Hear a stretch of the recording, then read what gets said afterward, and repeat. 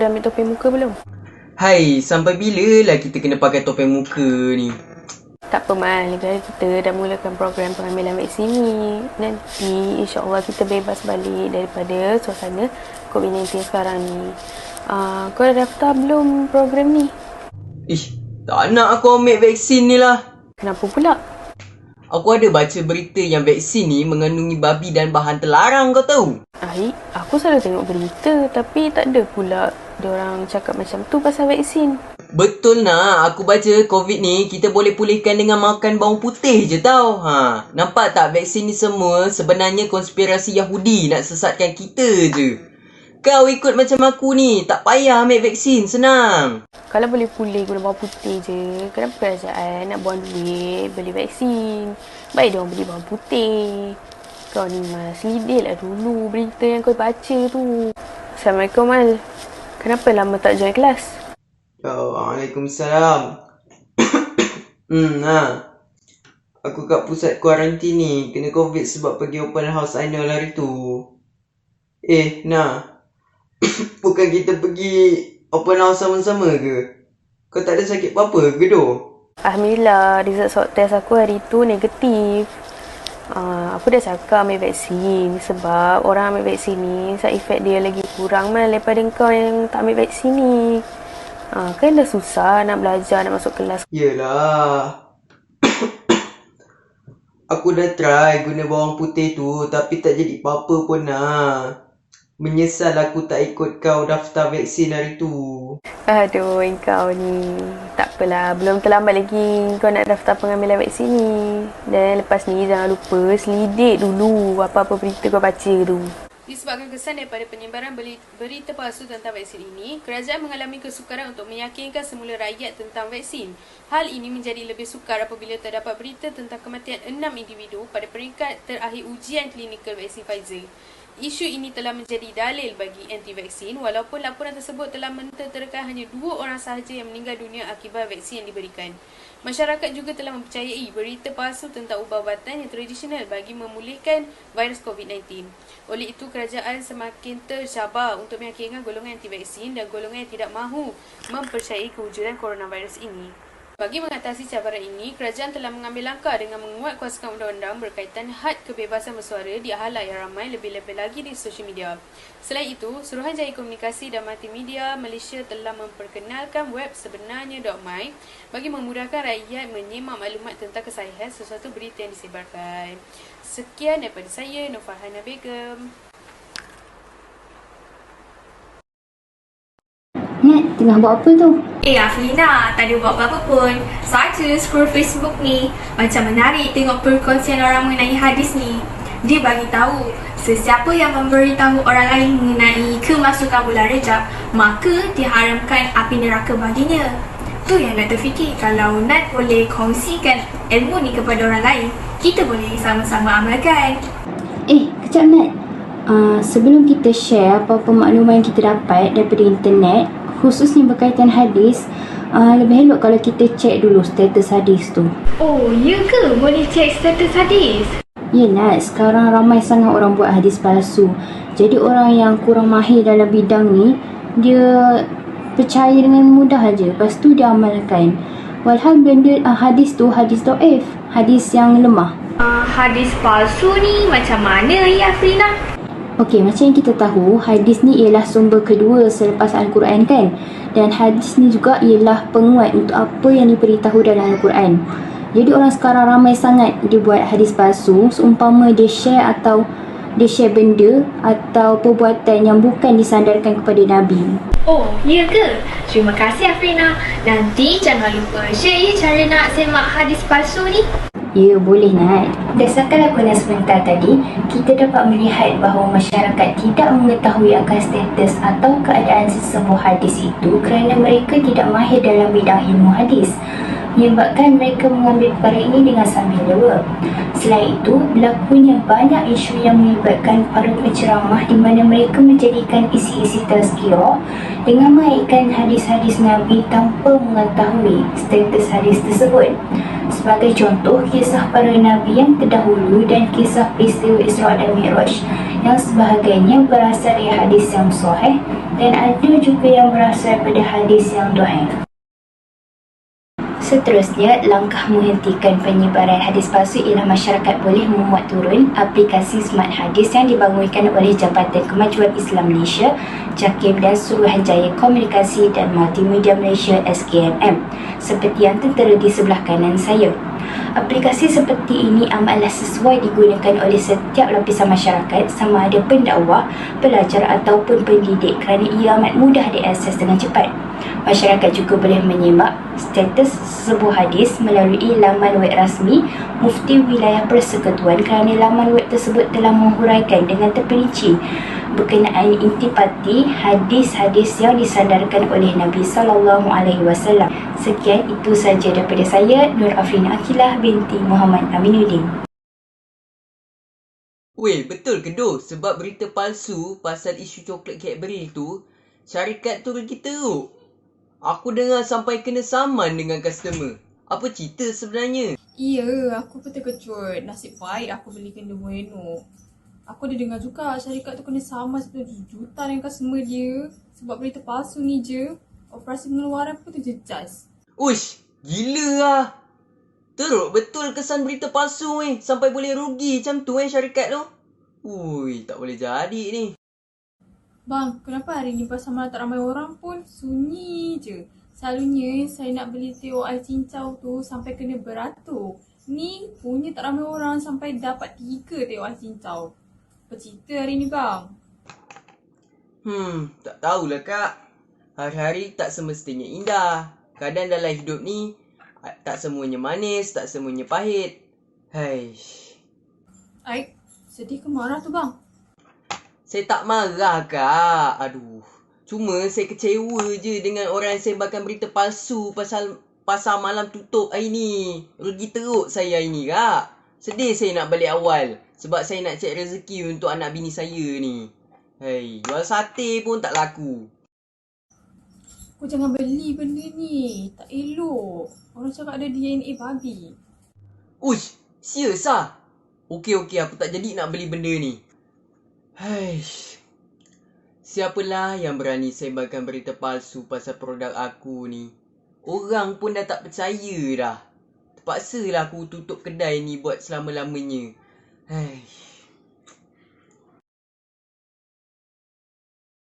Saya rasalah kan bang, tapi ni kawan saya lah bagi tahu produk kurus abang ni menipu je and tak elok dikonsum. Sebab dia tak kurus-kurus pun, dia dah pakai lama pun tak kurus.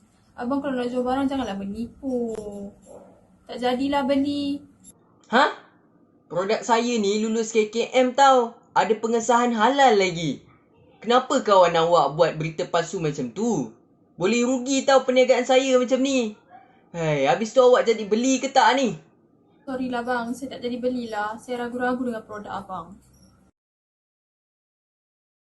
Antara cabaran dalam menangani isu penyebaran berita palsu dalam sektor perniagaan adalah cabaran dari segi mengekalkan nama baik perniagaan di mana penularan maklumat palsu ini juga telah menjejaskan banyak perniagaan yang terlibat dan mereka juga perlu meyakinkan semula pengguna untuk membeli produk perniagaan mereka hasil dari kesan negatif berita palsu tersebut. Terdapat segelintir golongan yang berkongsi maklumat palsu tentang sesuatu perniagaan tanpa mengetahui sumber dan kebenarannya dengan tujuan untuk menghasut orang ramai untuk tidak membeli produk perniagaan tersebut. Antara langkah yang boleh dilaksanakan adalah untuk tidak menyebarkan berita palsu yang mampu menjejaskan perniagaan orang lain. Seterusnya, pihak media haruslah mempergiat usaha mengenal pasti serta membongkar berita palsu dengan lebih aktif dan pantas. Hal ini kerana pihak media berperanan melaporkan berita sahih dan tepat untuk tujuan melindungi masyarakat daripada berita palsu yang berpotensi menggugat keadaan sektor perniagaan. Sekian daripada saya, Muhammad Iqmal bin Muhammad. Weh Farah, cuba kau tengok ni dekat Facebook viral. Ada orang tu meninggal sebab pencemaran udara kat Pasir Gudang. Tengoklah Farah. Mana? Ya je kau ni. Siapa yang viralkan ni? Betul kan orang meninggal sebab pencemaran udara kat sana? Tantang berita palsu je. Ya, betul. Kau tengoklah orang ramai komen takut nak pergi sana. And diorang marah-marah pihak KKM sebab tak buat apa-apa untuk orang kat sana sampai ada meninggal. Hei, siapa lah PKKM ni? Aku nak bagi viral je pasal PKKM tak buat apa-apa ni. Biar orang tahu. Ish kau ni, janganlah senang sangat percaya komen orang yang share tu. Tantang berita palsu je. Kita tak tahu tau mana orang dapat. Baik kau check dulu sebelum nak share benda ni. Lah, benda betul lah ni. Kalau tak betul, tak adanya virus sampai satu Malaysia. Kau ni kuno lah Farah. Buat kerja-kerja banyak macam tu. Hai, sebab orang macam kau yang suka share benda, tak check dululah punca ramai orang jadi masa fitnah tau sebab viral benda tak betul. Kau tak rasa benda ni sensitif ke? Kalau keluarga diorang baca macam mana tak ke diorang marah? Ish, yelah aku tak cakap dari mana. Farah, betul lah. Kes pasal orang meninggal sebab udara tercemar tu palsu je. Aku baru baca pihak berkuasa buat kenyataan yang betul. Ha, kan betul aku cakap hari tu berita palsu je. Hari tu bukan main lagi orang share. Dah lah tak check dulu berita tu betul ke, salah ke, dari mana semua tak check langsung. Sebab tu lah bila kau nak share apa-apa kau kena check dulu. Betul lah kau cakap tu Farah. So memang kita kena betul-betul check dulu apa-apa berita. Sebab kalau tak boleh jadi fitnah. Ya, bukan tu je. Berita palsu ni boleh jejaskan reputasi seseorang tau. Yang tak mustahil dia boleh kena maki hama dengan netizen sebab viral benda tak betul.